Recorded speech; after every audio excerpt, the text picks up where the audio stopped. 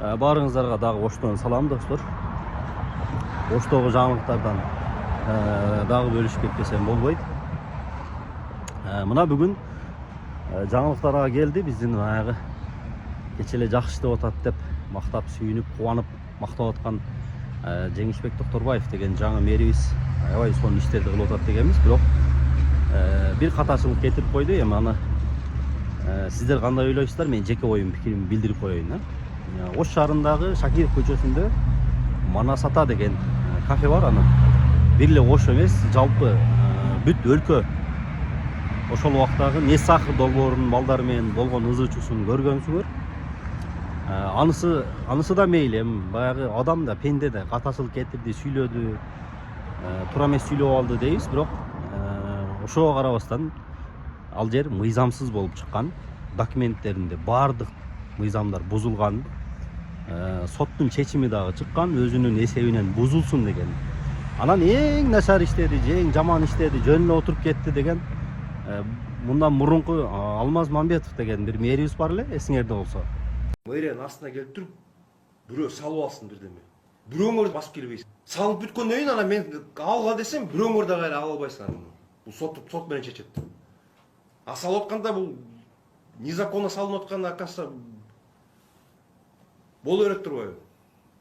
Мен түшүнүгүм ушундай болуп атат да биякта. Бир эле кафенин кайкына чыгып атат. Мындай кафеден канча кафе бар бизде? Значит, получается, баары эле незаконно турган. Мне кажется, даже бирде документи жок кафелер бар болуш керек биякта. Эчтекеси жок. Мен таң калбайм даже, если ошонун суусу, свети даже уурдалып жасалып коюп койгон бекер. Бир тыйын эч жакка төлөбөгөн кафелер бар. Азыр мен дагы айтып атам, көзөмөлдө көрөпчү. Эгер дагы подключение кылсаң, знак дагы телефон чалуулар же сүйлөшүүлөр же акча болот. А именно ошол эле жанагы 190 6 пунктта турат. Архитектордон суроо талабы менен гана алынат тек заключение да. Архитектор айтат, эчтеке берген жокмун дейт. И чё сейчас теперь? Замкнутый круг. Сен эчтеке кылбайсың, бул эчтеке кылбайт. Ана ким эмне кылат анда? Анда эмне жүрөсүңөр биякта? И чё, сот 1 жыл, 2 жыл болуп чөйрүп кете берсе, ошентип жүрө береби? Тиги иштей береби ошентип эле? Незаконно. Кеп кафенин баарын жабыш эмес. Ошол киши дагы ошол иштебейт деп урушуп сындап аткан мэрибиз, ошол мэр дагы экс-мэр. Ошол курулушта, ошол кафени иштеткенге тыюу салган. Азыркы мэрибиздин бир чети айтканы туура, эми налог төлөп атат, жумуш орун кылып атат дегенибиз менен достор. Анда эртең башка ишкерлер баарыбыз чыгабыз. Давайчы куруп алсак, ушинтип бизге калып кете берет экен, биз иштете берет экенбиз, бизге боло берет экен.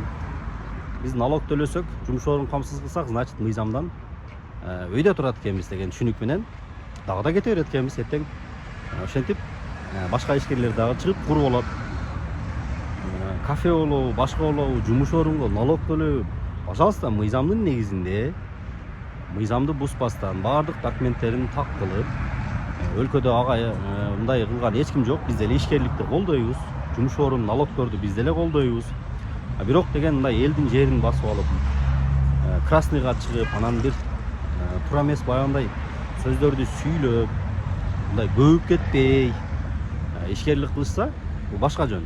Анан бул кафенин ызы-чуусун эми кайталагандан башка неме жок. Интернеттен көрсөңүздөр болот. Несахыр долбоору менен ошол Манасатаны, именно Манасатанын администраторунун урушканын, Несахыр долбоору жакшы элдин ден соолугун ойлоп, ар бир кафелерди текшерип, тамактарды текшерип жүргөн балдар, аны барыңыздар билесиздер. Ошонун негизинде эми ал ызы-чуусу макул, эми штраф менен башка тазалыкты сактап кылып койсо боло берет. Негизи жалпысынан келгенде документи мыйзамсыз болуп атпайбы? Ошол. Эми сиздердин оюңуздар кандай билбейм, мен жеке оюмду билдирип койдум. Эми мэрибиз көрүп аткан болсо, биз Facebooktан дагы жазып койдук.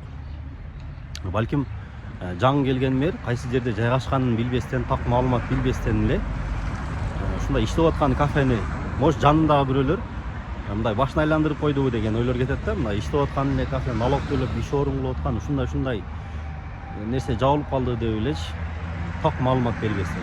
Эми так маалыматты алып, жерин тактап, аныктап эме кылса, мэрибиз деле айткан сөзүн аркага кайтарар. Эгерде мыйзам сыйласа, анан эгерде жок, ушул бойдон ачылып кеткен болсо, анда эртең билбейм, биздин Оштун мэриясы башка ишкерлерден деги эле башка адамдардан кантип мыйзамды талап кылат.